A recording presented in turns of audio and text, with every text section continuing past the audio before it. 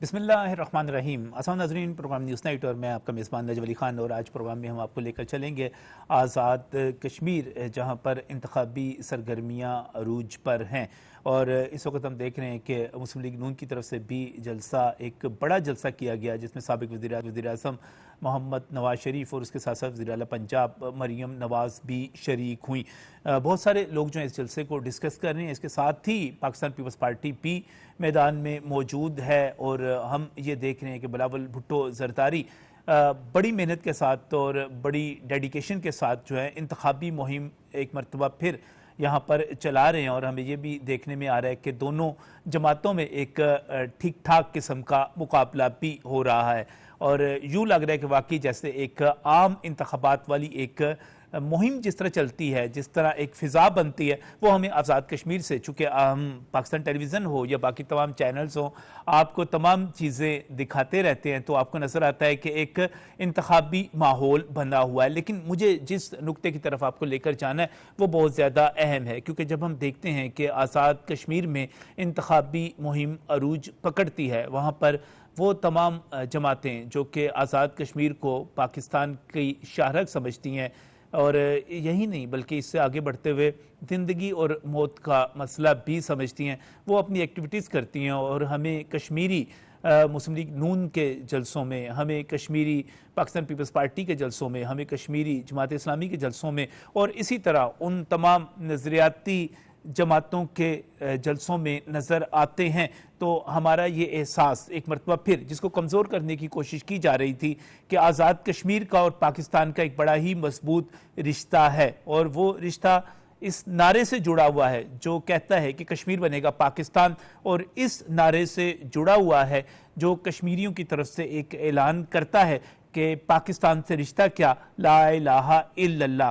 اختلافی امور جو وہ چلتے رہتے ہیں، لیکن آپ کو ایک اور بڑی اہم چیز، جب ہم دیکھتے ہیں کہ مظفر آباد میں ٹھیک ٹھاک قسم کی بارش بھی ہوتی ہے، لیکن اس کے باوجود میاں نواز شریف کا جلسہ بھرپور قسم کا کامیاب ہوتا ہے۔ دوسری طرف ہم دیکھتے ہیں کہ وہ ایکشن کمیٹی جو کہ ایک طویل عرصے سے مختلف جگہوں پر خبروں میں بڑا اپنا ایک مقام بنائے ہوئے ہے، یہ ظاہر کیا جا رہا تھا کہ ان کی وہاں پر بڑی سپورٹ موجود ہے۔ ہم یہ دیکھتے ہیں کہ وہی بارش جب ہوتی ہے تو ان کا دھرنا جو ہے، ان کا اجتماع جو ہے، ہمیں غیر آباد نظر آتا ہے، وہ اجڑتا ہوا نظر آتا ہے۔ اس کا مطلب یہ ہوا کہ عوام جو ہے انتظار کر رہے تھے کہ کب وہ تمام قوتیں جو مثبت سیاست کرتی ہیں، جو پاکستان کی سیاست کرتی ہیں، وہ سامنے آئیں اور وہ بھرپور طریقے سے اپنا پاکستان کے ساتھ جو رشتہ ہے، جو محبت ہے، جو تعلق ہے، اور یہ اب کا نہیں ہے، یہ تو شاید آپ کہیں کہ عشروں کی بات کریں اور اس سے بھی پہلے صدیوں کی بات کریں، یہ عقیدے کا رشتہ ہے، ایمان کا رشتہ ہے، تو وہ اس کی طرف آئیں۔ میں اسی پر بات کروں گا آج کے پروگرام میں، کیونکہ ہم تیزی کے ساتھ آگے بڑھ رہے ہیں انتخابات کی طرف۔ 3 مرحلوں میں بات کروانے کا اعلان ہو چکا ہے۔ پہلے 27 تاریخ کو پہلا مرحلہ ہے، اور اس کی جو ایکٹیویٹیز ہیں وہ تیز سے تیز تر ہوتی چلی جا رہی ہیں۔ کس طرح دیکھ رہے ہیں انتخابات کو، اور خاص طور پر اس چیز کو کہ یہ انتخابات جمہوریت کی علامت ہے۔ یہ انتخابات جو ہے یقینی طور پر جب ہم آزاد کشمیر کو دیکھتے ہیں تو ہم اس کا ایک موازنہ مقبوضہ کشمیر کے ساتھ بھی کرتے ہیں۔ وہ مقبوضہ کشمیر جس میں اب بھی ایک لیفٹیننٹ گورنر کے ذریعے وہاں پر مودی حکومت جو ہے اپنا تمام تر کنٹرول سنبھالے ہوئے ہے۔ اگرچہ بات کی جاتی ہے وہاں پر عمر عبداللہ کی حکومت کے حوالے سے، لیکن ہم یہ دیکھتے ہیں کہ وہاں پر محبوبہ مفتی تک کو نظر بند رکھا جاتا ہے۔ وہاں پر تمام تقرر تبادلے جو ہیں وہ لیفٹیننٹ گورنر کرتا ہے۔ وہاں پر تمام اختیارات کا استعمال جو ہے وہ نہ اسمبلی کرتی ہے، نہ وہاں کی منتخب حکومت کرتی ہے، بلکہ وہ مودی سرکار کرتی ہے۔ ایک موازنہ بھی ہے، جمہوریت کی بات بھی ہے، ان سہولتوں اور اختیارات کی بات بھی ہے، اس محبت کی بات بھی ہے جو پاکستان کی طرف سے کشمیریوں کے ساتھ کی جاتی ہے، چاہے وہ جانوں کی قربانیوں کی صورت میں ہو یا مال کی یعنی فنڈز کی فراہمی کی صورت میں۔ اس پر بات کریں گے، اور میں بہت ہی مشکور ہوں، ہمیں جوائن کر رہے ہیں عبداللہ حمید گل، تحریک جوانان پاکستان کے سربراہ، اور گرم دم جستجو بھی ہیں، گرم دم گفتگو بھی ہیں، پاکستان سے محبت کی تصویر ہے۔ بہت بہت شکریہ عبداللہ حمید گل صاحب ہمیں جوائن کرنے کے لیے۔ اس کے ساتھ ہی میں اسٹوڈیوز میں بہت ہی مشکور ہوں، سینئر تجزیہ کار ہیں جناب نعیم مسعود صاحب بھی ہمارے ساتھ یہاں پر موجود ہیں۔ پروفیسر نعیم مسعود گہری نظر رکھتے ہیں سیاسی معاملات کے اوپر، اور اس کے ساتھ ہی ہمارے بھائی اسدار چودھری بھی یہاں پر موجود ہیں۔ آپ بھی سینئر تجزیہ کار ہیں اور سیاسی معاملات پر اور خاص طور میں پاکستان کے حوالے سے بڑی گہری نظر رکھتے ہیں چیزوں کے اوپر۔ سب سے پہلے میں ذرا ایک کمپیریزن کرنا چاہ رہا تھا عبداللہ حمید گل صاحب، اس وقت جو ساری کی ساری سچویشن چل رہی ہے اس پر آپ کی طرف آؤں گا، لیکن اس سے پہلے بات شروع کرتے ہیں پروفیسر نعیم مسعود صاحب سے۔ نعیم مسعود صاحب، ایکٹیویٹی شروع ہو گئی اور ایک بھرپور قسم کی ایکٹیویٹی آزاد کشمیر میں ہمیں نظر آ رہی ہے، کس طرح دیکھ رہے ہیں آپ؟ تھینک یو ویری مچ نجم، بڑی اہم بات آزاد جموں کشمیر کی جو آپ سیاسی ایکٹیویٹی دیکھ رہے ہیں، جو آپ نے اپنے انٹرو میں بھی کہا، اس میں وہ ایلیمنٹ جو اس بات پہ ابھرا تھا کہ ہم انسانی حقوق کے لیے لڑ رہے ہیں، ان کا معاملہ تھوڑا سا ریسیسو ہو گیا، مدھم ہو گیا اور ڈومیننس ہو گئی سیاسی ایکٹیویٹی کی۔ یہ سیاسی ایکٹیویٹی پہلے بھی کسی نہ کسی انداز میں ہو جاتی تو میرے خیال میں ان کو دبایا جا سکتا تھا۔ میرے خیال میں یہی ہے کہ یہ بھی ہے کہ پچھلے وزیر اعظم فیصل راٹھور پاکستان پیپلز پارٹی سے جن کا تعلق تھا، میں سمجھتا ہوں کہ وہ بھی اسے صحیح طرح ہینڈل نہیں کر سکے۔ انہوں نے ایک تو نرم رویہ رکھا، اچھا چلے نرمی آپ انسانی حقوق کی حد تک رکھتے تو ٹھیک تھی، میں یہ کہوں گا انہوں نے منافقانہ رویہ رکھا۔ میں انسانی حقوق کے حوالے سے مانتا ہوں جوائنٹ ایکشن عوامی ایکشن کمیٹی کو، لیکن دیکھیں میں جس انسانی حقوق کو مانتا ہوں وہ جمہوریت کے راستے سے ہو کے ملتی ہے۔ وہ سیاسیات اور سماجیات کو آپ علیحدہ نہیں کر سکتے۔ وہاں پر ایک خاص طبقے نے سماجیات کو سیاسیات کے اوپر لانے کی ایک ناکام کوشش کی، اس میں وقت ضائع کیا، ریاست کا بھی وقت ضائع کیا، پاکستان کا بھی وقت ضائع کیا، اور ہمارے اوپر جگ ہنسائی بھی ہوئی جو سرحد کے اس پار ہوئی، اور اس سے کمپیئر کرنا شروع کر دیا۔ جی دیکھیں جی ادھر کے، اور بابا زمین آسمان کا فرق ہے۔ مقبوضہ کشمیر میں 370 جو ہے اس کو اڑا کے رکھ دیا گیا، وہ جو خاص اہمیت دیتی تھی علاقے کو، پھر 35A کو مقبوضہ کشمیر میں اڑا کے رکھ دیا گیا، بالکل سبوتاج کر دیا گیا، ڈیموگرافی بدلنے کی کوشش کی گئی۔ لیکن یہاں پر تو کبھی آپ ان کی بجلی کے بلوں پہ مان لیتے ہیں کیونکہ کشمیری ہماری بھائی ہیں، بلکہ ہم اب کشمیر کو نہیں مانتے، اب ہم کشمیریت کو مانتے ہیں۔ جو کشمیری کا نظریہ ہے وہ نجم ولی خان کا، وہ اسد کا، وہ عبداللہ کا، وہ میرا نظریہ ہے۔ ہم پاکستان میں ہیں۔ پھر ان کے جو غیر آئینی مطالبات تھے، میں سمجھتا ہوں کہ پچھلی حکومت جس کی بھی ہو، مجھے کہنا پڑتا ہے پیپلز پارٹی کی تھی، اس پہ بات ہی نہیں کرنی چاہیے کہ آپ فلاں سیٹیں ختم کر دیں، فلاں ختم کر دیں۔ یہ نہ کسی وزیر اعظم کا اختیار تھا، نہ وفاقی وزیر امور کشمیر کا اختیار تھا، نہ کسی پریزیڈنٹ کا، یہ تو آئین سازی کی بات تھی۔ تو اس پہ وہ ڈھیلا پن جو دکھایا سابق وزیر اعظم نے فیصل راٹھور نے، وہ ہم بھگت رہے ہیں۔ فیصل راٹھور صاحب نے باقاعدہ طور پہ ایک آل پارٹیز کانفرنس طلب کی، اس میں ایکشن کمیٹی والوں کو بلایا گیا، وہ وہاں پر نہیں آئے۔ اس کے بعد آزاد کشمیر کی حکومت کی طرف سے ایک ریفرنس جو تھا وہ سپریم کورٹ میں بھیجا گیا اور کہا گیا کہ آپ اس ریفرنس میں آ جائیں، اپنا مقدمہ لڑیں۔ وہ وہاں پر بھی نہیں گئے۔ میں فیصل راٹھور صاحب ٹھیک ہے، ہر آپ کی رائے ہے، میں سمجھ رہا ہوں کہ وہ جو کردار ادا کر سکتے تھے، اس میں ایک اور مرحلہ آیا کہ باقاعدہ طور پر ان کو پیشکش کی گئی کہ آپ آئیں، یہ جو انتخابات ہونے والے ہیں آپ ان انتخابات میں حصہ لیں، آپ 2/3 اکثریت لے لیں، آپ واضح اکثریت لے کر آ جائیں، آپ جو کرنا چاہتے ہیں کر لیں۔ وہ اس سے بھی بھاگ گئے۔ میں سمجھتا ہوں کہ اپنی حد تک فیصل راٹھور صاحب نے کوشش کی، لیکن اس سے پہلے انوار الحق صاحب جو کچھ کر کے گئے ہوئے تھے، جس طرح بنیاد رکھ کے گئے ہوئے تھے، یا ہم اس میں ماضی میں عبدالقیوم نیازی صاحب کی حکومت کو دیکھتے ہیں، سردار تنویر الیاس کی حکومت کو دیکھتے ہیں، میرا خیال ہے کہ بیڈ گورننس کی بات کی جائے تو کڑیاں بہت پیچھے تک چلی جاتی ہیں۔ مجھے ایک بات کہنے کی اجازت ہے، فیصل راٹھور نے کیا کیا؟ آپ کو پتہ ہے میرا کشمیر میں ایک ہفتے کے بعد جانا تو فیصل راٹھور نے سمجھا کہ یہ سارے لوگ بھلے ہی پاکستان کے خلاف بات کریں، وہ جو جوائنٹ ایکشن کمیٹی تھی، بھلے یہ نون لیگ کے بات کریں، انہوں نے اسے سیاسی فائدہ اٹھانے کی کوشش کی تھی انڈر ہینڈ۔ جب آپ وزیر اعظم ہوتے ہیں آپ سیاسی فائدہ نہیں اٹھاتے, آپ قومی فائدہ اٹھاتے ہیں, آپ جمہوری فائدہ اٹھاتے ہیں. میرے پاس اس کی بہت سارے شواہد ہیں اور بہت ساری بیچ چیزیں میں ہیں. ایک بیان ان سے منسوب ہوا تھا جس میں وہ حمایت کی, لیکن میرے خیال ہے اس کے بعد انہوں نے خود اپنے جو ٹویٹر اکاؤنٹ سے, ایکس اکاؤنٹ سے اس کی وضاحت بھی کر دی تھی. تو میں سمجھتا ہوں کہ اس کو زیادہ بہتری کے ساتھ, اگر بیڈ گورننس نہ ہوتی, سیاسی کمزوری نہ ہوتی, تو یہ معاملہ اتنا زیادہ اچھل کر سامنے نہ آتا. میں عبداللہ حمید گل صاحب جو کمنٹ چاہ رہا تھا آپ سے وہ یہ تھا کہ ہم نے یہ دیکھا کہ آزاد کشمیر میں پولیٹیکل ایکٹیویٹی شروع ہوئی, میاں نواز شریف نے جلسہ کیا, بلاول کر رہے ہیں, آپس میں اختلافی بیانات بھی آ رہے ہیں, مقابلہ بھی ہو رہا ہے, لیکن اس کے ساتھ ہی ہمیں یہ بھی لگا کہ وہ لوگ جو کہ اینٹی پاکستان بن کر سامنے آ رہے تھے وہ پیچھے چلے گئے. نواز شریف کا جلسہ, میاں نواز شریف کا جلسہ جس دن کامیاب ہوتا ہے شدید بارش میں, اسی دن ہم دیکھتے ہیں کہ اسی شدید بارش میں ایکشن کمیٹی کا دھرنا, ان کا کیمپ وہ اجڑ کے رہ جاتا ہے. تو یہ پازیٹیو سیاست کی جو طرف ہم جا رہے ہیں, پاکستان کی طرف بات کرنے کی جا رہے ہیں, انتخابات کی طرف جا رہے ہیں, یہ خوش آئند چیز ہے, جمہوریت فائدہ دے رہی ہے. بسم اللہ الرحمن الرحیم. بہت بہت شکریہ نجم صاحب, تمام معزز پینل کو بھی السلام علیکم, ناظرین کو بھی. جہاں تک تعلق ہے آزاد کشمیر کا, ظاہر ہے ایک الیکشن کا آپ کو پتہ ہے جب ماحول بن جاتا ہے, فضا بن جاتی ہے, تو لوگ ایک ایکٹیویٹی ہوتی ہے نا, ایک جمہوری ایکٹیویٹی ہے, عوامی ایکٹیویٹی ہے, لوگ اس کے اندر انوالو ہونا شروع ہو جاتے ہیں, چاہے وہ چاہیں یا نہ چاہیں. ووٹ تو پڑتے ہی ہیں, اب یہ دیکھنا ہے کہ ووٹوں کا تناسب کیا ہوگا, نمبر 1. نمبر 2 یہ ہے کہ پونچھ ڈویژن ابھی بھی میرے خیال ہے کہ وہاں حالات ایسے نہیں ہیں, تو دیکھتے ہیں کہ وہاں کیا پوزیشن بنتی ہے. ہو سکتا ہے اگر قومی مفاد کے اندر, کشمیری مفاد کے اندر اگر اس کے اندر کوئی تاخیر ہو جائے تو بھی کوئی مذائقہ نہیں ہے, لیکن جو بھی ہو عوام کی رائے سے اور استصواب رائے سے جو ہے وہ عبداللہ طے صاحب جو ہونا 3 چاہیے. مرحلوں کی بات کی جا رہی ہے, اس میں پونچھ ڈویژن ویسے بھی آخری مرحلے میں ہے.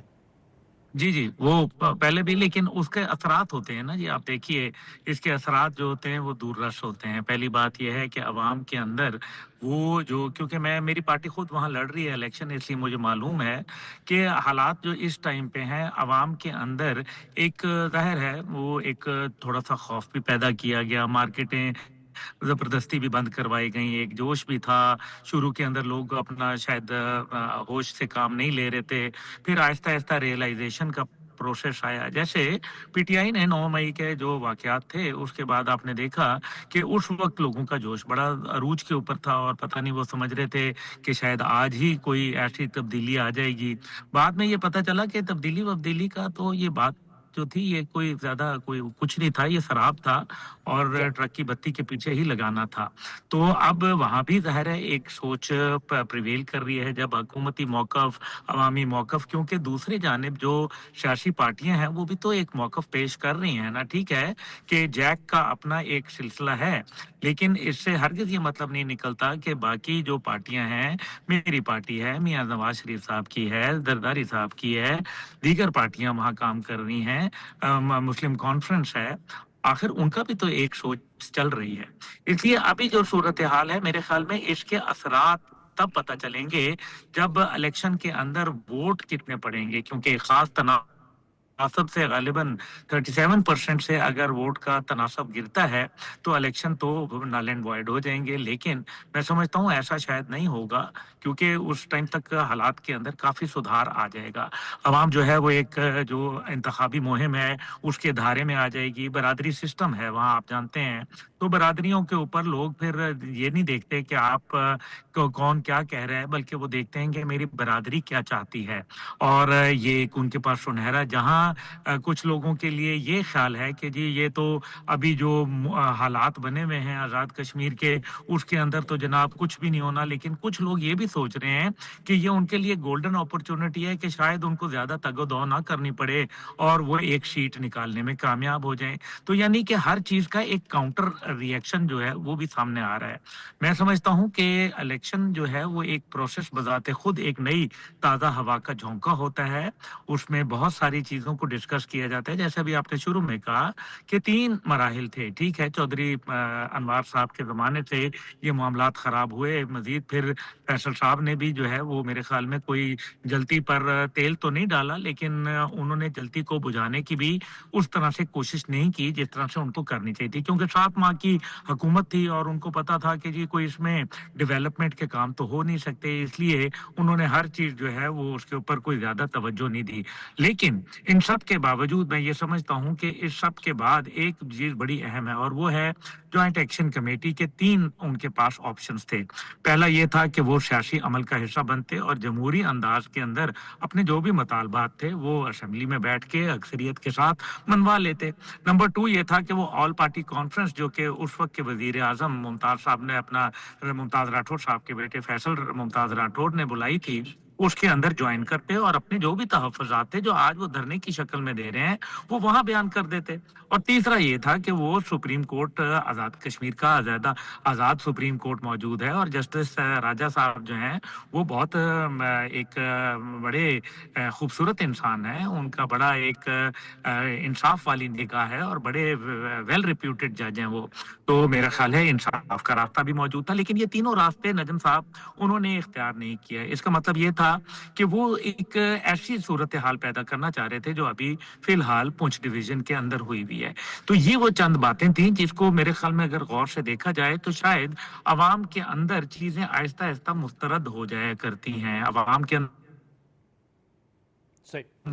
وقتی طور کے اوپر ابھر آتا ہے، لیکن پھر جب وہ ہوش سے کام لینا شروع ہو جاتے ہیں، جوش کو ذرا ٹھنڈا کرتے ہیں، تو حالات ان کو یہ بتاتے ہیں کہ ان کا مستقبل جیک کے ہاتھ میں نہیں بلکہ آنے والی حکومت کے ہاتھ میں ہوگا. بالکل صحیح. یہ جو ہے لوگوں کی اٹیچمنٹ جو ہے، میں اسد صاحب اسی کو ہم ڈسکس کر رہے ہیں کہ لوگوں کی اٹیچمنٹ جو ہے وہ بھی ظاہر، اور اگر جلسے کامیاب ہوتے ہیں یعنی کہ پولیٹیکل پارٹیز کے جلسوں میں لوگ بڑی تعداد میں آتے ہیں، جیسے میاں نواز شریف وہاں پر گئے، بلاول بھٹو وہاں پر جلسے کر رہے ہیں، تو وہ بھی تو ایک پرو پاکستان موو ہے نا ساری کی ساری. بہت شکریہ نجم صاحب. نجم صاحب اس میں تو کوئی ہمیں بحیثیت قوم کبھی شک نہیں ہونا چاہیے کہ جب سید علی گیلانی کہتے تھے کہ میں بھی پاکستانی ہوں، پاکستان ہمارا ہے، جی تو یہ پرو پاکستانی ہے. کشمیری پرو پاکستان ہے، پاکستان پرو کشمیر ہے. پاکستان اگر 75-80 سال سے لڑ رہا ہے تو وہ کسی وجہ سے انڈیا سے، کشمیر کی وجہ سے لڑ رہا ہے نا، ورنہ ہمارا کوئی اور مسئلہ تو نہیں ہے انڈیا کے ساتھ. تو ہم دونوں ایک دوسرے کے لیے ناگزیر ہے، ہم انٹیگرل پارٹ ہے ایک دوسرے کا، اور کشمیر کی جو ان کی زندگی ہے، ان کی سالمیت ہے، وہ بھی پاکستان کی وجہ سے ہی ہے اور پاکستان سے ہی وابستہ ہے. اب میں صرف میرے دونوں دوستوں نے بہت اچھی باتیں کی ہیں، میں وجوہات پہ تھوڑا سا جو ہے نا ایک تو توجہ دلانا چاہتا ہوں کہ یہ ہو کیوں رہا ہے. پہلے تو ہمیں یہ دیکھنے کی ضرورت ہے. نجم صاحب اس پہ اگر آپ چند سالوں سے دیکھیں تو بلوچستان پہ صرف انڈیا نے جو پیسہ لگانا نہیں شروع کیا، ہماری جو فالٹ لائنز تھی ان کے اوپر انہوں نے سائمنٹینسلی کام کیا. اجیت دوول کی ڈاکٹرائن دیکھیں اوفینسو ڈیفینس والی، تو اس میں یہ کہ ہر طرح سے انہوں نے یہاں پینیٹریشن کیا ہے. صرف بلوچستان میں پیسہ نہیں لگایا، انہوں نے کشمیر کے اندر بھی فوکس کیا، اس کے علاوہ گلگت بلتستان میں بھی کوشش کی، انہوں نے وہاں پہ بھی انرسٹ پیدا کرنے کی کوشش کی، اور KPK کے اندر افغانستان کے ذریعے سے جس طرح سے وہ جو کرتے چلے آ رہے ہیں تو وہ سب کے سامنے. ہماری جو ہے وہ اس طرف دھیان ہونا چاہیے تھا. اب ایک میں آپ کو اگزامپل دیتا ہوں کہ جو نیوکلیر ملک نہیں بنا تھا اس میں اتنے غدار تھے. ایران میں آپ نے دیکھا کہ کتنے غدار تھے جن کی وجہ سے بہت سی ان کی لیڈرشپ ماری گئی، بہت نقصان ہوا. تو جس ملک جو نیوکلیر ملک بن چکا ہے اس میں کتنے ہوں گے؟ تو اگر آپ اس چیز پہ غور کریں گے تو آپ کو بڑے سلیپر سیلز بھی نظر آئیں گے جو 40 سال سے. آپ کی بات جب 10 مئی کا مارکا ہوا اور وہ پھر اس کے بعد دیکھ سیز فائر بھی ہو گیا 4-6-8 گھنٹے کے بعد،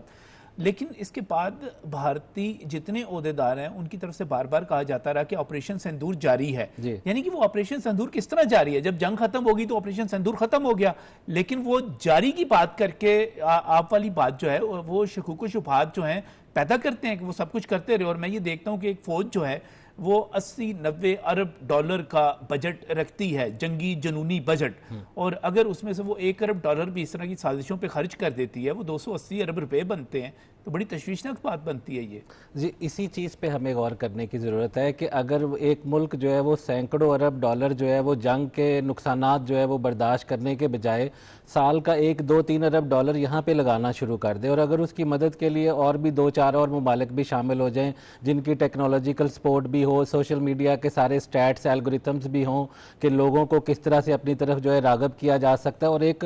سلو پوائزننگ کی جا رہی ہو، تو پچھلے جو کچھ سالوں سے اس کے اوپر کام کام کیا گیا تھا جوائنٹ ایکشن کمیٹی کے اوپر جس طرح سے وہاں پہ یہ وجوہات وہاں پہ جو میں نے بتایا، لیکن آگے جو ذمہ داریاں تھیں وہ پولیٹیکل لیڈرشپ کی تھی کہ وہ صرف یہ نہیں ہے کہ جی آپ نے اقتدار حاصل کیا اور آپ اپنے گھروں میں بیٹھ گئے، آپ کو کنٹینیوس گراؤنڈ میں رہنا ہے اور ایسی فالٹ لائنز کے ایریاز کے لوگوں کو انگیج کر کے رکھنا ہے. آپ ہر کچھ عرصے کے بعد وہاں پہ جائیں، جی بی میں جائیں، کشمیر میں جائیں، بلوچستان میں جائیں، کے پی میں جائیں، سندھ میں جائیں، اندرون سندھ میں جائیں، جنوبی پنجاب میں جائیں اور جا کے وہاں کی لیڈرشپ، مقامی لیڈرشپ، ان کو عزت دیں، ان سے رابطہ کریں، ان سے مکالمہ کریں، ان سے مخاطب ہوں، انہیں بیانیاں دیں، ان کو بیانیاں دیں، ان کو آرگومنٹ دیں. اور یہ کہ دونوں تینوں بڑی جماعتیں مل کے کریں یہ کام. یہ نہیں ہے کہ یہ صرف نون لیگ کی ذمہ داری ہے، یہ پیپلز پارٹی کی بھی ذمہ داری ہے، یہ اسی طرح سے اور دوسری پولیٹیکل پارٹیز کی. میں پی ٹی آئی کو پولیٹیکل پارٹی نہیں کہوں گا کیونکہ انہوں نے تو ان کے اس بیانیے کو مضبوط اور اس الیکشن کو متنازع کرنے کی کوشش کی ہے جو ابھی انہوں نے بائیکاٹ کیا ہے. ورنہ اگر وہ اس پروسیس کے اندر آتے تو وہ یہ پیغام دے سکتے تھے کہ جی الیکشن جو ہے نا وہ انہوں نے اپنا وزن تو ایکشن کمیٹی کے ساتھ ڈال دیا نا، وہ لوگ جو کہ نان پولیٹیکل ایک اس کے اوپر چل رہے ہیں. تو یہ جو دونوں جماعتیں، ان کی پرائمری رسپانسبلٹی ہے کہ ان صوبوں کے لوگوں کے ساتھ، وہ میں بھی 15 دن گلگت بلتستان کے الیکشن میں وہاں پہ تھا، وہ لیفٹ آؤٹ محسوس کرتے ہیں. وہ کہتے ہیں کہ جی آپ کو ہمارے صوبے کا نام پکارنا نہیں آتا، آپ شمالی علاقہ جات بول دیتے ہیں. کبھی آپ کہتے ہیں آپ کی اکثر لیڈرشپ آتی ہے تو وہ آ کے کہتی ہے کہ ہم تو سکردو یا گلگت پہلی مرتبہ ہیں، ہم تو اس علاقے کو ہم نے پہلی مرتبہ آ کے دیکھا ہے کہ یہاں پہ نور بخشی ہیں، یہاں پہ اہل تشی ہیں، یہاں پہ اسماعیلی ہیں، یہاں پہ سنی ہیں، یہاں پہ یہ شین برادری ہے، یہ یشکن ہے. اس کے علاوہ ان برادریوں کے اندر اور یہ پولیٹیکل ایکٹیویٹی جاری رہنی چاہیے. ہم جس پولیٹیکل ایکٹیویٹی کی اس وقت تعریف کر رہے ہیں کہ میاں نواز شریف کا جلسہ ہے بہت شاندار ہے، بہت زبردست ہے، بلاول کا جلسہ ہے اچھے ہو رہے ہیں، بڑے زبردست ہو رہے ہیں، یہ پولیٹیکل ایکٹیویٹی جو ہے یہ جاری رہنی چاہیے اور یہ فائدہ دیتی ہے. نعیم مسعود صاحب، آپ کا جو ہم اگر اس کو ہم کمپیریزن کریں خاص طور پہ انڈیا کے ساتھ کریں، اور ایک تو ان کی سازشیں اپنی جگہ پر ہیں، لیکن اس کے ساتھ ہی ہم جب دیکھتے ہیں کہ بھارت میں مقبوضہ کشمیر کی کیا صورتحال ہے، وہاں پر جو اسمبلی ہے اس کو کس طرح ایک لیفٹیننٹ گورنر جو ہے وہ کنٹرول کرتا ہے، جس طرح وہاں پر تقرر تبادلوں تک کے اختیارات جو ہیں اور تمام چیزیں انہوں نے خود سنبھالی ہوئی ہیں. وہاں پر محبوبہ مفتی سابق وزیر اعلیٰ ان کو نظر بند کر دیا جاتا ہے. عمر عبداللہ کے بارے میں وزیر اعلیٰ ہوتے ہوئے خبر آتی ہے کہ ان کو ایکٹیویٹی کرنے کی اجازت نہیں دی جاتی. ابھی یوم شہدائے کشمیر پہ کیا ہوا؟ تو کمپیریزن تو بنتا ہی نہیں ہے ہمارا انڈیا کے ساتھ. ایگزیکٹلی میں نے پہلے بھی عرض کیا کہ دیکھیں اگر ہم مقبوضہ کشمیر اور آزاد جموں کشمیر کو پولیٹیکلی دیکھیں تو زمین آسمان کا فرق ہے. آپ کو آزاد جموں کشمیر میں پوری کی پوری جمہوریت ملے گی. دیکھیں یہ جمہوریت یہ جس آپ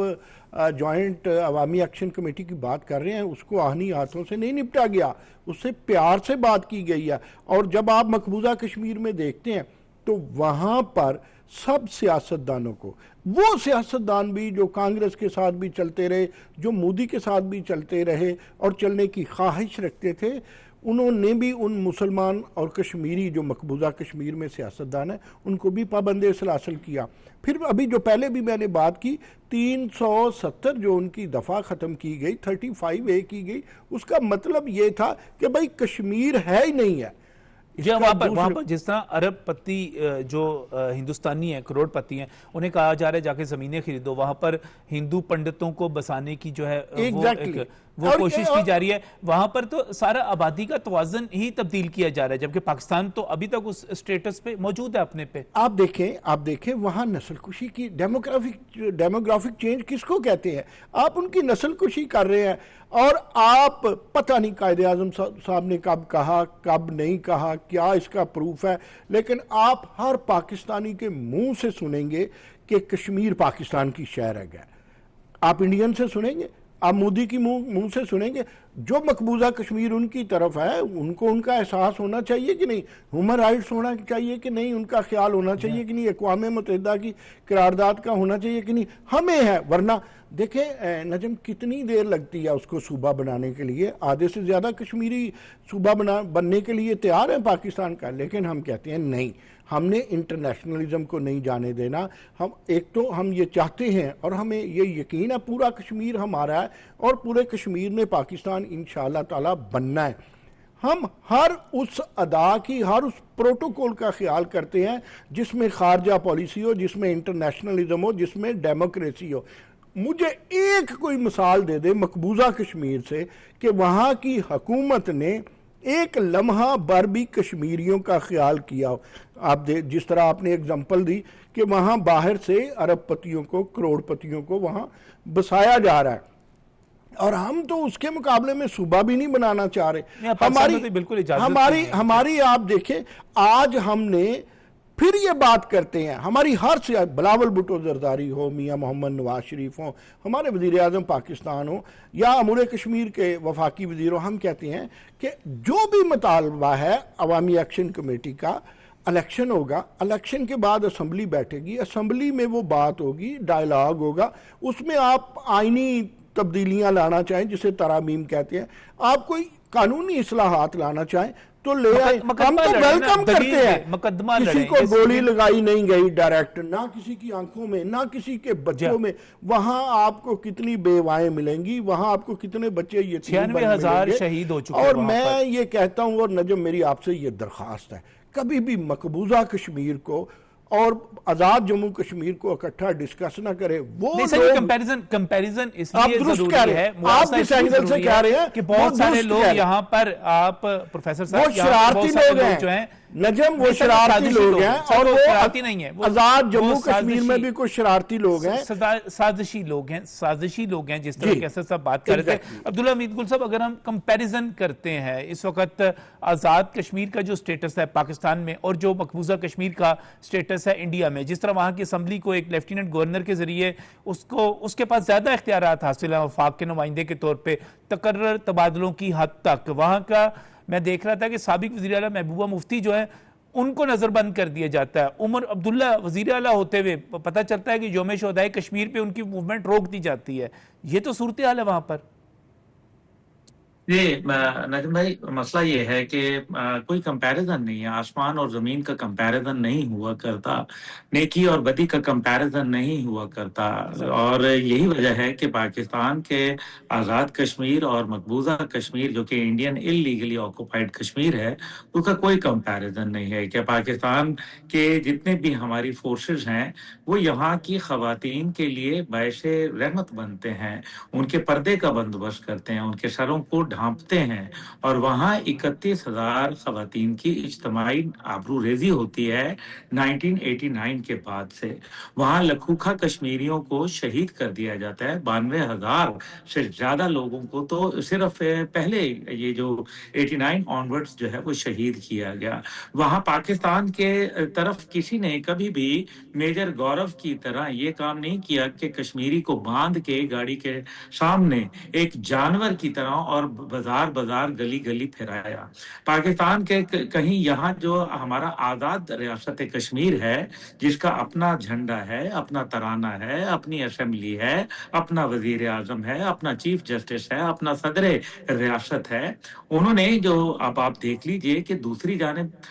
جانب یہ ہے کہ وہاں ان کے تمام حقوق سلب کر لیے گئے. وہاں تو جو ستیہ پال ملک تھا، جو ان کا گورنر تھا سابق، جس کو بھارت نے سازش کر کے قتل کر دیا، ایسا اس کے رشتہ داروں کا الزام ہے، اور وہ بات بڑی ہی ڈوبیس ہے اور اس میں حقائق موجود ہیں. however اس کے اندر آپ دیکھیں کہ یہاں پراپرٹی، کمال یہ ہے کہ کشمیری پراپرٹی پاکستان میں لے سکتے ہیں لیکن پاکستانی کشمیر میں نہیں لے سکتے. ہم ان کے رائٹس کا خیال کرتے ہیں. ان کے ٹیکسز کے اندر 60% چھوٹ ہے. ان کو آٹا پنجاب میں اگتا ہے اور سستا ان کو وہاں ملتا ہے، پنجاب پہ وہی ریٹ ملتا ہے، بجلی جو ہے وہ ان کو سستی ملتی ہے. تو اس لیے مسئلہ یہاں یہ ہے کہ اگر کشمیری جو لوگ ہیں ان کا استحصال ہوا پاکستان کے یہاں اس سائڈ پہ مقبوضہ آزاد کشمیر ریاست کے اندر، تو اس کا قصوروار وہاں کا گورننس سسٹم ہے، جو کہ ان کے اپنے لوگ ہیں، اپنے کشمیری ہیں. کوئی عبداللہ گل جا کے وہاں وزیر اعظم نہیں بنا، کوئی نجم ولی نہیں بنا، کوئی ہمارے ارشد چودھری صاحب نہیں بنے، ہمارے نعیم مسعود صاحب نہیں بنے. مقصد یہ ہے کہ وہ تو کشمیری ہیں. لیکن آپ یہاں دیکھیں کہ یہاں ہم سیٹیں دیتے ہیں، ان کو کہتے ہیں کہ جو مہاجر ہیں ان کا ہمیں کتنا احترام ہے کہ ہم ان کو گلے لگاتے ہیں. ہم کہتے ہیں کوئی بات نہیں، ہم کم ووٹوں کے ساتھ بھی یہاں آپ جیتے ہیں، تاکہ ہم ان کو یہ باور کرانا چاہتے ہیں کہ وہ ہمارے ہیں، ہم ان کے ساتھ کھڑے ہیں، ہم ان کے دکھ سکھ کے ساتھی ہیں. یہاں جو ہے وہ کسی نے کبھی ان کے اوپر گولی نہیں چلائی، کبھی ان کے لوگوں کو اس طرح سے جو ہے جس طریقے سے مقبوضہ کشمیر کے اندر ظلم ظلم کی داستانیں لکھی جاتی ہیں، گھروں کے گھر اجاڑ دیے جاتے ہیں، لیڈرشپ کو قتل کر دیا جاتا ہے۔ آپ دیکھیں سید علی گیلانی رحمۃ اللہ کہ کیسے راتوں رات ایک شیر خدا، جو میں سمجھتا ہوں کہ کیا وہ زبردست انسان تھے، کتنے وہ اللہ کے شیروں میں سے ایک شیر تھے کہ جنہوں نے ہمیشہ آواز بلند کی۔ اس رئیف العمری کے اندر جس بہادری کے ساتھ وہ پاکستانیت کی بات کرتے تھے، یہ باتیں سمجھنے والی ہیں، لیکن بھارت ان کی بات کو سہ نہ سکا۔ یہ جمہوریت کے دعوے دار، یہ جو لوگوں کے سامنے بات کرتے ہیں، یہ کشمیریوں سے گھبرا چکے ہیں، ہار چکے ہیں۔ اس لیے مقبوضہ کشمیر کی طرح کے حالات یہ آزاد کشمیر میں پیدا کرنا چاہتے ہیں۔ اس میں کوئی شک نہیں ہے، جس طرح سے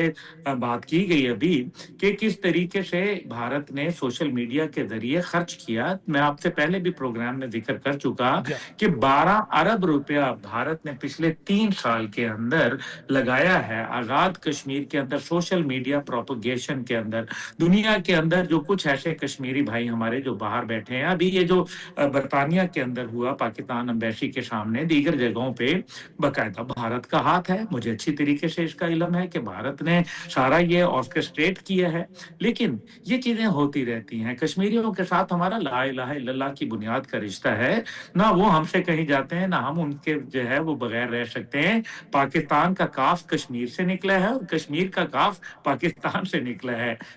ہم ایک دوسرے کے لیے لازم اور ملزوم ہے۔ یہ وقتی طور پہ چھوٹی موٹی چیزیں ہوتی رہتی ہیں، قوم کے اندر ابال آ جایا کرتا ہے، لیکن پھر ان کے اندر ہوش بھی آ جاتا ہے، جوش ٹھنڈے پڑ جایا کرتے ہیں۔ اور میں یہ سمجھتا ہوں کہ ہاں، جہاں جہاں گورننس کے ایشوز ہیں ان کو دیکھنا چاہیے، جہاں جہاں میرے خیال میں ان کے ڈیولپمنٹ کے کام ہیں اس کو بھی جو ہے مد نظر رکھنا چاہیے۔ ان کو ہسپتال چاہیے، اچھے سسٹمز چاہیے ضرور۔ اور میاں نواز شریف صاحب نے جس طرح کہا کہ اگر ان کو اکثریت مل جائے تو وہ وہاں کے وزیر اعظم بننا چاہیں گے، تو شہباز شریف صاحب سے گزارش ہے کہ اگر ایسا کچھ ہوتا ہے تو کوئی مذائقہ نہیں ہے، کوئی مذائقہ نہیں ہے، وہ بات ہے، کشمیریوں بات برادری ہے ان لیکن کی۔ دیکھیں یہ ہے، لیکن بڑی بڑی ڈیولپمنٹ ہو رہی ہے، بڑی چیزیں نئی سامنے آ رہی ہیں، جیسے NFC ایوارڈ میں حصہ دینے کی بات کی جا رہی ہے، جیسے باقی چیزیں۔ اسداللہ چوہدری صاحب، چونکہ آپ کی تو اکنامکس پہ بڑی گہری نظر ہے، معاشیات پہ، اعداد و شمار پہ، تو پاکستان جو ہے اچھا خاصا کشمیر کے اوپر جو ہے خرچ کر رہا ہے، ان کو پراپر فنڈز دے رہا ہے، لیکن اس میں مزید بہتری ہو سکتی ہے۔ نجم صاحب، اس میں یہ کہ بہت بڑا دل ہے وہ پنجاب کا اور وفاق کا کہ جن صوبوں سے آپ کو ریونیو جنریشن جو ہے وہ کم ہوتی ہے، ٹیکس کلیکشن کم ہوتی ہے، ان کو پہلے بھی بہت زیادہ دیا جا رہا ہے۔ اب کیونکہ وہاں کی ایڈمنسٹریشن مقامی لوگوں کے اوپر جو مشتمل ہوتی ہے، وہ اگر وہاں پہ ڈیلیور نہیں کرتی ہے تو اس کے بدلے میں پھر وفاق اور پنجاب ہمیشہ اپنا دل کھول کے کہتے ہیں کہ ہم مزید دینے کو تیار ہیں۔ تو میاں صاحب نے یہ انیشیٹو لیا تھا، میاں صاحب نے گلگت بلتستان کے الیکشن سے پہلے اس چیز کا جو ہے وہ عندیہ دیا تھا کہ GB کو بھی جو ہے وہ NFC ایوارڈ سے حصہ دیا جائے اور اس کے علاوہ کشمیر کو بھی دیا جائے۔ اور یہ کہ اگر میاں صاحب وہاں پہ جا کے یہ چیز کہہ رہے ہیں کہ میں کشمیر کا وزیر اعظم بننا چاہتا ہوں، تو میں اس حوالے سے ایک بات جو ہے وہ کہ ان کا 2017 میں جب ڈسکوالیفیکیشن ہوئی تو میں ان کے ساتھ وہاں پہ جلسے میں گیا مظفر آباد میں، تو وہاں پہ راجہ فاروق حیدر جو ہے وہ جلسے کو خطاب کرتے رو پڑے اور انہوں نے کہا کہ میاں صاحب، پاکستان نے آپ کے ساتھ زیادتی کی ہے تو آپ میری جگہ پہ آزاد کشمیر کا وزیر اعظم بن جائے۔ تو میاں صاحب کی آزاد کشمیر کے ساتھ AJK کے ساتھ گلگت بلتستان کے ساتھ اس طرح کی کمٹمنٹ ہے کہ وہ چاہتے ہیں کہ اگر ان کے بس میں ہو تو وہ پنجاب سے بھی کچھ NFC میں مزید ڈال کے جو ہے وہ ان صوبوں کو دیں اور بلوچستان کو بھی وہ دیتے ہیں۔ ایک بات یاد کرنے والی ہے اچھا صاحب، تاریخ پر آپ کی بھی گہری نظر ہے، میاں نواز شریف جب وزیر اعلیٰ پنجاب بنے، پھر وزیر اعظم پاکستان بنے 90 کی دہائی میں، تو جہاد کشمیر کو جو دوسرا عروج ملا تھا وہ میاں نواز شریف کا ہی دور تھا۔ نجم صاحب دیکھیں، ہمیں اس چیز کو جو ہے نا وہ دیکھنے کی ضرورت ہے کہ جیسا منہ ویسی چپیڑ، اینٹ کا جواب پتھر سے دینا پڑے گا۔ انڈیا جو ہمارے ساتھ کر رہا ہے، ہم نے اگر وہاں پہ اپنی ساری چیزیں جو ہے ان کو چھوڑ دیا ہے تو اب جو چیز وہ ہمارے ساتھ کر رہے ہیں اس کے بعد بنتا یہی ہے کہ اس کا جواب جو ہے ان کو وہاں پہ دیا جائے جہاں پہ ان کو درد محسوس ہو۔ جو BLA میں، جو بلوچستان میں کیا جا رہا ہے، جس طرح سے KP میں ہو رہا ہے اور کشمیر میں بھی ہو رہا ہے، تو میں تو اس چیز کے اوپر کافی زیادہ ایڈووکیسی کرتا ہوں کہ اس چیز چیز کو خالستان ایشو ہو، کیونکہ میں کینیڈا میں رہتا ہوں تو مجھے پتہ ہے کہ کتنا زیادہ وہ ایکٹیو ایشو ہے خالستان کا اس وقت پنجاب میں، بھارتی پنجاب میں کیا صورتحال ہے، اور یہ جو خاص طور پہ بھی کاکروچ پارٹی موومنٹ ہے، اس کے اندر ہم کتنا جو ہے وہ اپنا کردار ادا کر سکتے ہیں، ہمارا میڈیا کتنا کر سکتا ہے، ہمارا سوشل میڈیا کتنا کر سکتا ہے. تو بھارت کے اندر بہت سی فالٹ لائنز ہیں. تو آپ تبھی جو ہے وہ جا کے کسی سے بارگیننگ کر سکتے ہیں، پوزیشنز اپنی مضبوط کر سکتے ہیں جب آپ کو پتا ہو کہ آپ بھی کوئی پوزیشن ہولڈ کر کے رکھے ہوئے. اس وقت وہ اوفینسو ڈیفینس والی پوزیشن کے اوپر ہے. اور جیسے عبداللہ صاحب مسئلہ صرف یہ ہے کہ پاکستان جو ہے ابھی تک جو پالیسی ہے جو ہمارے علم میں ہے کہ ہم نے مداخلت نہیں کرنی، ہم نے بین الاقوامی قوانین کا احترام کرنا ہے، لیکن بھارت نہیں کر رہا. سندھ طاس معاہدے سے لے کے اب بلوچستان سے آزاد کشمیر تک آ جائیں، ہر جگہ یہی کچھ ہو رہا ہے. آج جو چناب میں پانی چھوڑا گیا وہ تو کسی قانون کی پابندی نہیں کر رہا. ہے ہمارے ساتھ آپریشن سندور کو جاری رکھے ہوئے، تو جنگ کے اندر پھر بہت سے قوانین جو ہے نا وہ نہیں دیکھے جاتے، پھر جنگ میں سب کو جائز ہوتا ہے. تو ہمیں صرف یہ دیکھنے کی ضرورت ہے کہ اگر وہ اس کو ابھی بھی ایکٹیو وار سمجھتے ہیں، اگر وہ تاریخ کی سب سے بڑی جو ہزیمت ان کو ہو چکی ہے اس کو خفت کو، اس ہزیمت کو مٹانے کے لیے ایک دوسری طرح کی جنگ ہمارے ساتھ شروع کر چکے ہیں، تو کیا ہم اسی پالیسی کو لے کے چلتے رہیں گے کہ ہم جو عدم مداخلت کی پالیسی جو ہے اس کو کنٹینیو کریں گے، اور افغانستان ہمارے ملک کے اندر دہشت گرد بھیجتا جائے گا، ہندوستان ہمارے ملک کے اندر بیٹھ کے سوشل میڈیا کے ذریعے سے جس طرح سے عرب سپرنگ عرب کے اندر لائی گئی تھی وہ ہماری فالٹ لائن کے اندر اس طرح کرے گا. اس کے علاوہ یہ کہ اور ممالک ہمارے یہاں پہ ڈائریکٹلی اسرائیل جو ہے وہ ٹیکنالوجیکل سپورٹ دے رہا ہوگا اور ہم لوگ صرف اسی چیز کو دیکھتے رہیں گے. تو مجھے اس چیز پہ میں کافی زیادہ لکھتا بھی ہوں کہ ہماری پولیٹیکل لیڈرشپ کو بھی فیصلہ لینے کی ضرورت ہے، ہماری عسکری قیادت کو بھی فیصلہ لینے کی ضرورت ہے کہ جیسا منہ ہے ویسا ان کو تھپڑ پڑنا چاہیے، ویسی چپیڑ ہونی چاہیے. بھارت کو آپ اجیت دوول جب تک ہے آپ ایک ایکٹیو جنگ لڑ رہے ہیں. ابھی جو نئے را چیف آئے ہیں اس کے بعد تو پھر آپ دیکھیں کہ بلوچستان میں کیا سچویشن اس وقت ہوئی ہے. تو میں سمجھتا ہوں کشمیر کا کوئی ایشو نہیں ہے. چند فیصد لوگ اگر ان کو آپ جذباتی کر دیں اور ان کو اس طرح کے نعرے دے دیں، اور ہمیشہ اسی طرح کے خوشنما نعرے دیے جاتے ہیں، بعد میں وہ لوگ جو ہے وہ آپ عراق والوں کا حال دیکھ لیں، لیبیا والوں کا حال دیکھ لیں کہ وہ کس طرح سے جو ہے بہت زیادہ اس لیے ضروری ہو گیا تھا کہ بہت سارے لوگ گمراہ کرتے ہیں، لیکن وہ کشمیر کے لوگ جو ہیں جب وہ پاکستان سے وابستہ پاکستان کی پولیٹیکل پارٹیز کے جلسوں میں وہاں پر آ رہے ہیں، جس طرح ایکٹیویٹی ہو رہی ہے اس سے ہمیں صاف نظر آ رہا ہے کہ وہ سارے کا سارا ایک سراب تھا، ایک جھوٹی قسم کی تصویر دکھائی جا رہی تھی. سوشل میڈیا پہ ایک طوفان اٹھایا گیا تھا کچھ لوگوں کے ذریعے، وہ اب ختم ہوتا چلا جا رہا ہے. میں شکریہ ادا کرنا ہے آپ کا عبداللہ حمید گل صاحب، نعیم مسعود صاحب، اسد آرچوئی صاحب، آپ کا تشریف لانے کا. بات کرتے رہیں گے اس ایشو پر بھی، لیکن آج میں آپ کو ایک بہت ہی زبردست قسم کی ایک جو ورکشاپ ہوئی، جو کانفرنس ہوئی اسلام آباد میں، تقریب ہوئی، اس میں لے جانا چاہ رہا ہوں. وزیر اعظم پاکستان محمد شہباز شریف وہاں پر موجود تھے، فیلڈ مارشل سید عاصم منیر بھی وہاں پر موجود تھے. روبوٹکس اور آٹونومس سسٹمز کے حوالے سے، جدت کے حوالے سے بات کی جا رہی ہے. اس نمائش کی، اس ایکسپو 2026 کی، جس میں وزیر اعظم نے آگے آنے والے دور میں بھی پاکستان کے دفاع کے لیے، پاکستان کی خود مختاری کے لیے ٹیکنالوجی کے استعمال کو بہت زیادہ ضروری قرار دیا، اور اس چیز کا بھی حوالہ دیا کہ پاکستان نے جو کامیابی حاصل کی خاص طور پر 10 مئی کے مارکے میں، اس میں فیلڈ مارشل کی قیادت میں، اور خاص طور پر ہمارے ایئر چیف جو اس میں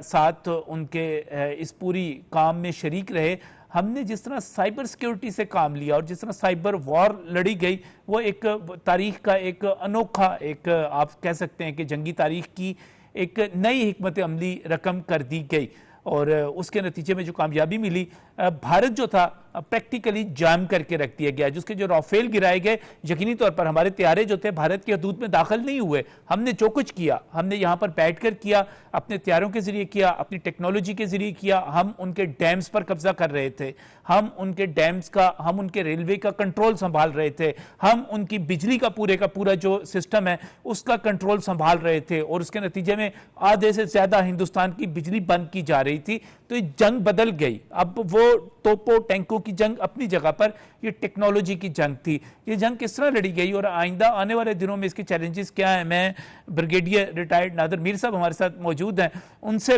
جو ہے جانوں گا کہ جب ہم ٹیکنالوجی کی بات کریں گے، جب ہم جدت کی بات کریں گے، جب ہم سائبر سیکیورٹی کی بات کریں گے، تو اس میں ہم کہاں پر کھڑے ہوئے ہیں، کیا کر رہے ہیں، کیا کرنے جا رہے ہیں؟ AI and robotics is the future.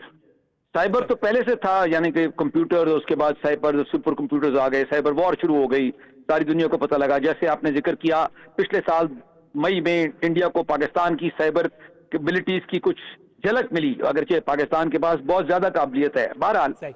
वो अगली जंग के लिए रखी हुई है अगर भारत दोबारा करेगा। लेकिन जो चीज दुनिया में आपकी इकोनॉमी, आपकी वॉर फाइटिंग या जंगी काबिलियत और बाकी शोबों में भी जिसका असर है सबसे ज्यादा होगा, जो दुनिया को चेंज कर रही है, it is shaping the world, उसका नाम है रोबोटिक्स एंड एआई। और इन दोनों का मिलाप या इनका फ्यूजन, उसको सादा जबान में कर देता हूं। अब आप देखें, मिसाल देने के लिए, ताकि हमारे सारे आपकी चैनल पे लोग नजम जो है वो समझ जाए। चाइना में इस वक्त रेस हो रही है, दौड़ हो रही है, जिसमें आपने देखा है रोबोट्स दौड़ रहे हैं। रोबोट्स, इंसान नहीं, इंसान तो दौड़ते ही रहे हैं आज मैराथन 2000 साल से वगैरह, और खाली दौड़ नहीं रहे, उनके अंदर अकल है। अकल का मतलब एआई वाली अकल है उनके पास, जो आर्टिफिशियल इंटेलिजेंस है। और खाली दौड़ नहीं रहे, इसके अलावा उन्होंने रोबोट्स बनाए हैं चाइना में, जो अब वो कंग फू और जूडो कराटे, ये जो मार्शल आर्ट्स हैं, वो कर रहे हैं। और वो सीख रहे हैं, सिर्फ कर नहीं रहे, वो हर लड़ाई से सीख रहे हैं और they are improving all the time. वो दूसरी बात है कि वो किसी ने मजाहिया तौर पे कहा कि एक दिन ये ना आए जो फिल्में टर्मिनेटर की चलती थी कि ये इतने खतरनाक बन जाएं, लेकिन वो स्टेज अभी दूर है। और जो उससे पहली स्टेज है वो ये है कि जंग के माहौल में, जंग के मैदान में, उसके अलावा सिविल की लाइफ में, अब आप देखें मेडिकल के प्रोफेशन में, बहुत सारी जगहों पे दुनिया के मुख्तलिफ जो है, आपका इकोनॉमी के अंदर ये जो गाड़ियां बनती हैं या कुछ चीजें बनती हैं, उस सब में आपका किस मुल्क के पास रोबोट्स और एआई की बर्तरी है वो आगे होगा। और इसमें चीन और रूस लीडिंग, जिस तरह दो बड़ी इकोनॉमीज है ना, चीन और रूस, दुनिया का, चीन और अमेरिका, करेक्शन, चीन और अमेरिका जैसे दुनिया की दो बड़ी इकोनॉमीज हैं, उसी तरह एक रेस हो रही है जिसको कहते हैं एआई एंड रोबोटिक्स, यानी रोबोट और एआई, आर्टिफिशियल इंटेलिजेंस की जो